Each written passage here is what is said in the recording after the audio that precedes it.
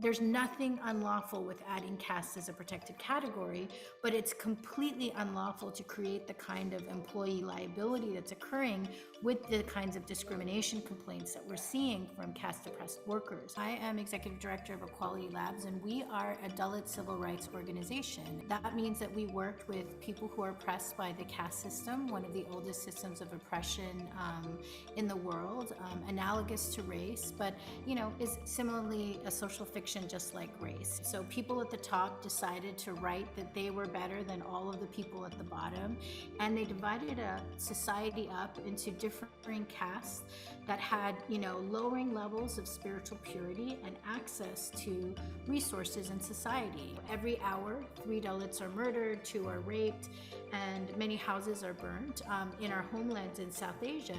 But in the United States, wherever South Asian immigrants have come from to here, in our new homelands, we've seen caste replicated. Caste equity work is in its burgeoning phases, and you certainly have detractors and people that are bigots that want to prevent that conversation. So nearly every caste equity practitioner has to kind of gird themselves before you go into that space to experience open bigotry as part of that training process.